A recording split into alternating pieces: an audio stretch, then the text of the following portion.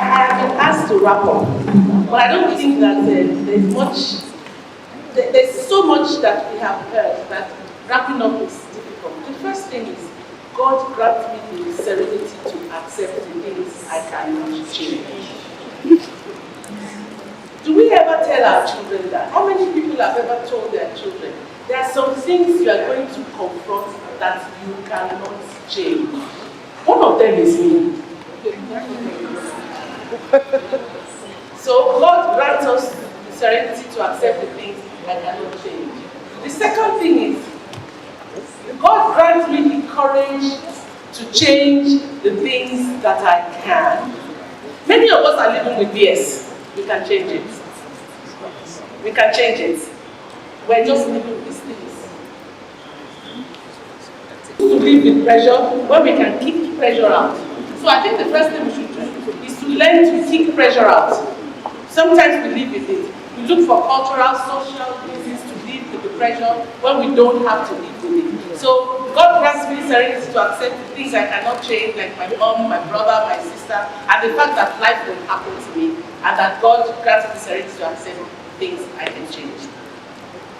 We started a conversation last year. I'm very delighted to be here again this year. But one of the things I've noted between last year and this year, it's like tweeting. Mental health is out there now. Thank you, Olashore. Thank you, Independence. Thank you. Everybody is talking mental health. After I finished here, some churches came to say, come and talk to us about mental health. The people, even Holy Child has talked about mental health. And so it's a pathfinding process, and you have started something that I think should continue. Remember last year we talked about mental wellness. If you don't know when you are well, you will not know when you are healed. So the first thing is to be able to identify mental wellness. And you've heard it again and again and again today, is knowing yourself, coping with the normal stresses of life, and living a productive and fruitful life, making a contribution to society. That is mental wellness. Of course, it has many dimensions. It's not a pendulum that swings like this and like that. Like this and like that. When it begins to swing, it's no longer mental wellness. Mental wellness is a balance, there's a will. And you constantly find yourself going back to base. Going back to base. It swings, but it goes back to base. You have a wave, but it goes back to base. We said that last year. We left this place knowing that mental illness can be prevented and treated, and mental wellness can be maintained. Again, I think that's been reinforced all through the presentation. We also said we will stand up to stigma and left this place with a pledge. I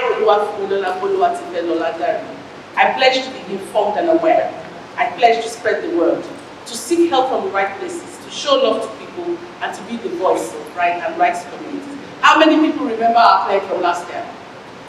How many people lived the pledge between last year and this year? So Olashore comes back to say, don't just come here and read it every year. Let's stem the tide. Let's do something between this year and next year that shows that we're not just coming to talk chop every year, but we're bringing things to action. So they brought powerful people, powerful speakers. Gosh, I learned so much. Even if I'm a physician, you always learn every day. The statistics, it's up in the sky. It's alarming, and we need to change the narrative. What do we want to change in that narrative? We want to change the narrative of despair to the narrative of hope. We want to change the narrative of loss to a narrative of gain. We want to change the narrative of confusion to a narrative of understanding. That's the narrative we want to change. I join you in changing that narrative.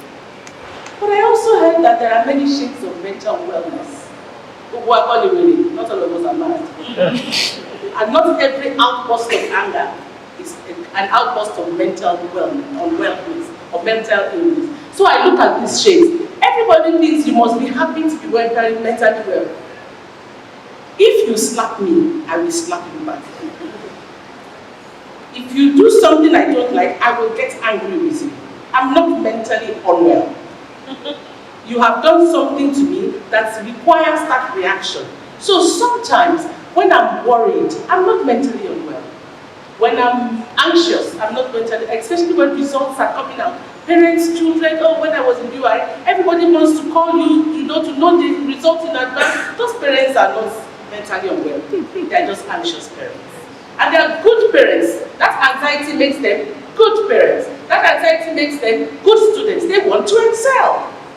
When you are in a low mood, Like sometimes when all day, all week, there's no, I don't get alert, God will, the mood can be low. You are not mad yet, and you are not mentally unwell. You are just thinking of that alert as being a sign of something that I need. So many of these things, the blue things are not necessarily bad. There are also signs of life saying, I need to do something. I need to react in a different way. So I'm unhappy, I'm in a low mood, there are shades of mental wellness. When I begin to get sad, sometimes it's not bad. If you lose a loved one, you'll be sad. If you lost so much money during to fraudulent people, you'll be sad. You'll be depressed sometimes. Even sometimes being depressed is not bad. It's not ill. And so you can see the confusion we have in identifying when we slip from these kinds of behavior into the ones that become clinical and difficult. It's really difficult to identify.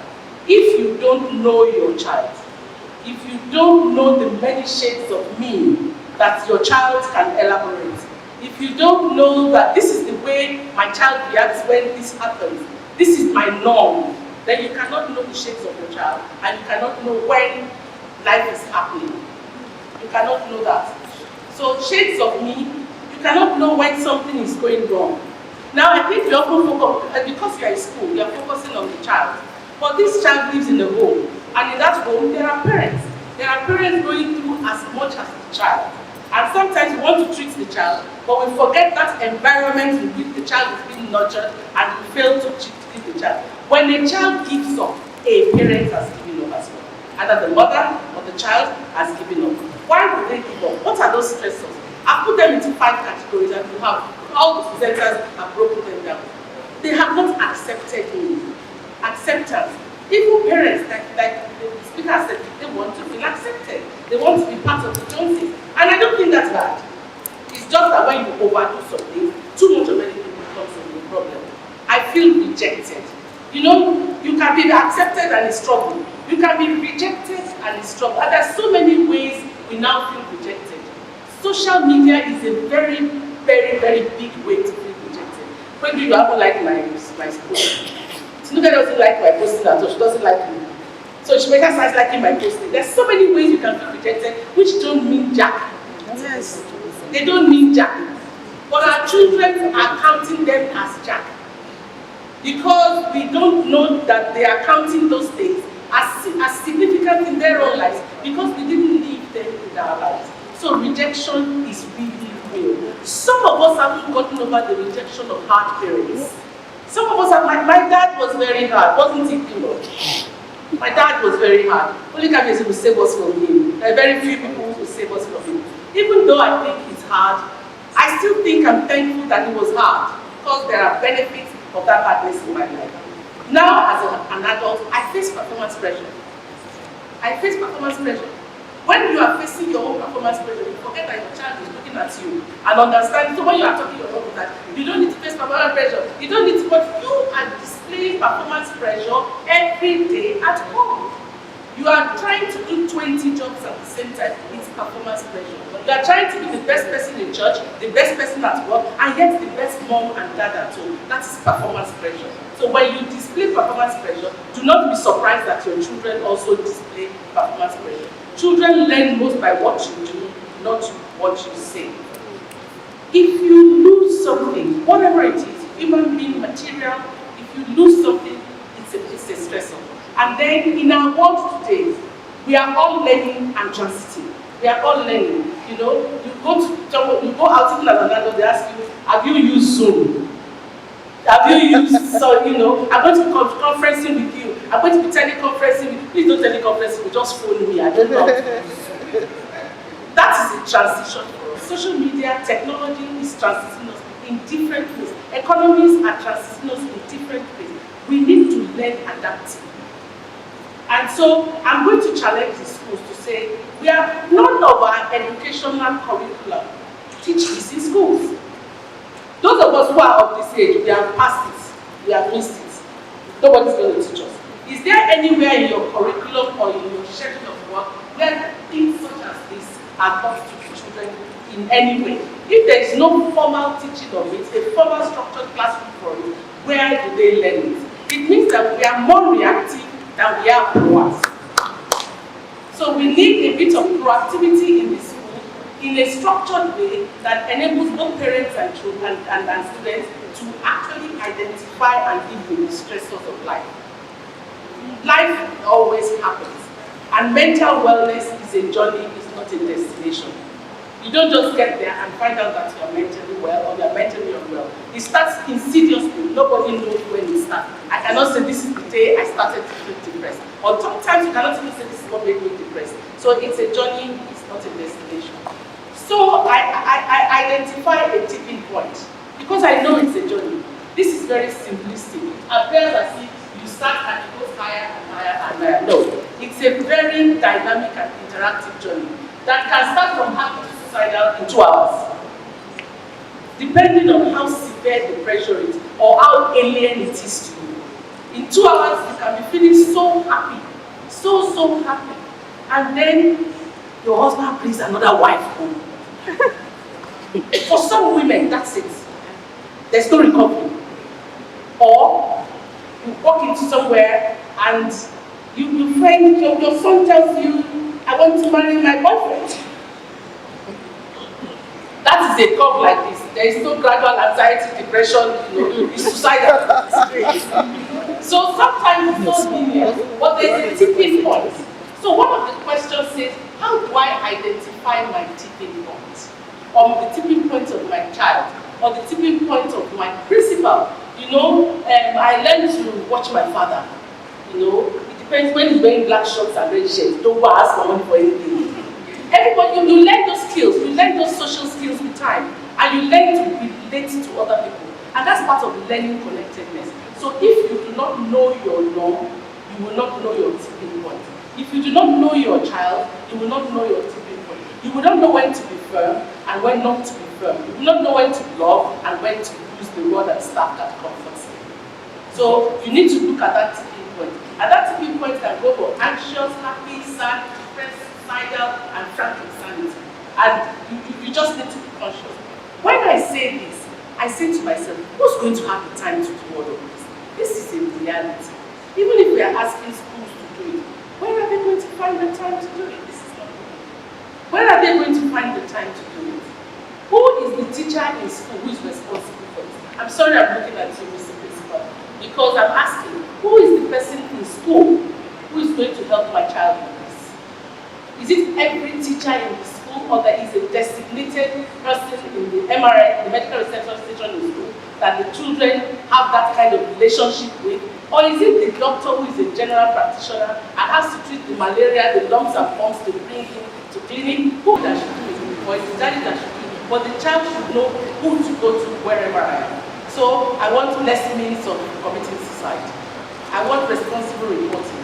And I love to take a bit of the responsible reporting. We don't responsibly report anything, we sensationalize it. Somebody's jumped over the bridge, oh, he has committed suicide, oh, hey, we have money. We sensationalize it, and it becomes the sensation on the Facebook post of the moment, but there is no structured reaction. I like success. I like success. Success is a sassy young girl. She told them, if you not beat me, maybe not beat me, I will go to school.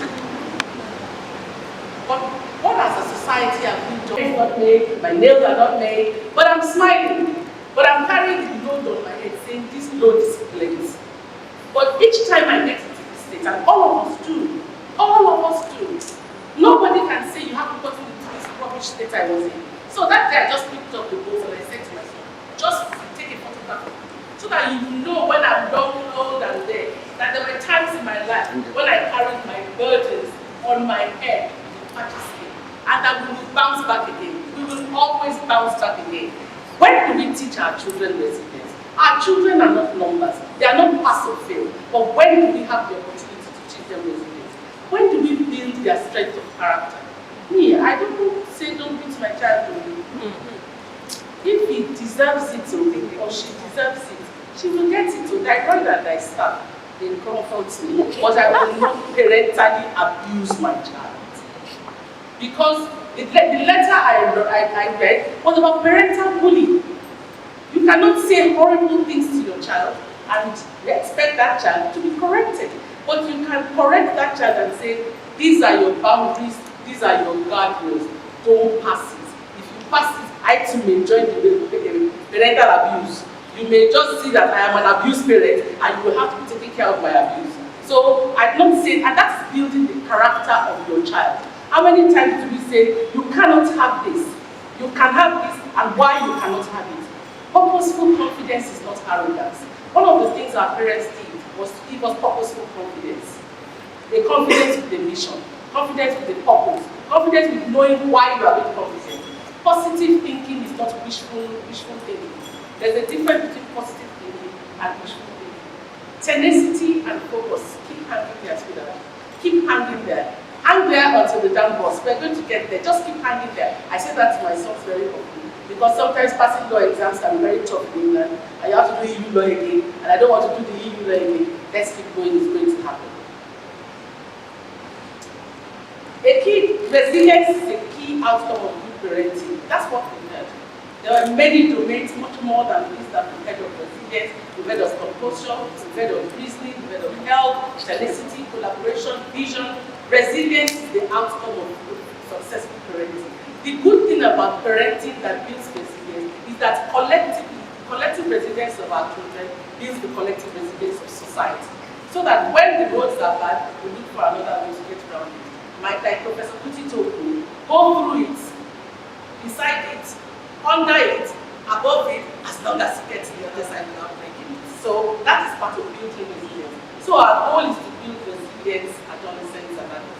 I want to leave these 10 ways to build resilience for you. I've tried to, it would have been great to have the time to put each of the many suggestions from the speakers into one of these 10. But generally, WHO looks at 10 ways of building resilience, making connections. And there's a TED talk that says connections are the way what keep you alive. Not that comforts me, because not weight loss, not smoking, but your connectedness, your social connectedness makes you live long. Do you say good morning to the postman? Do you have anybody you are even connected to in the social world? Self-discovery, know yourself. Accepting and managing change.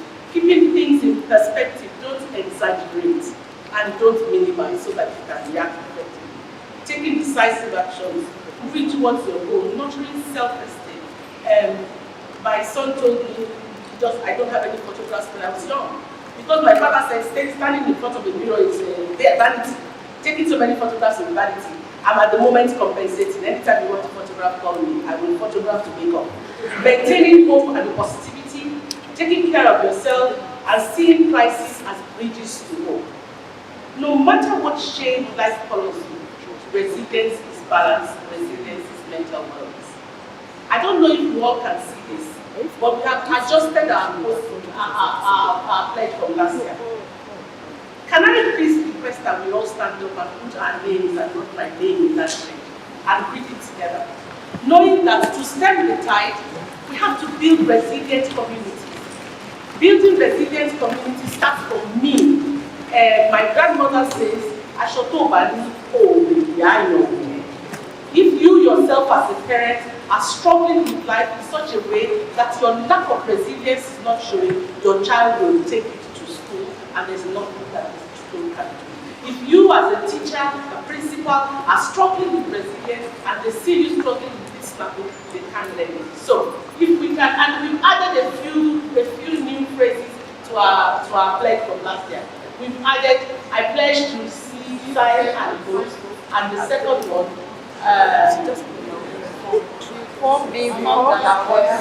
okay, let's start again. So I, Lola,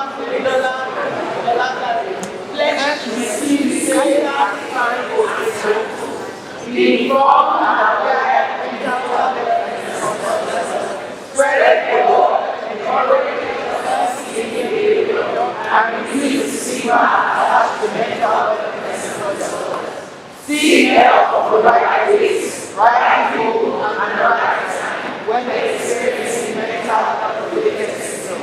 Show love to people who deal with mental health and their family. Be a voice for rights and mental health in our communities. Thank you all very much.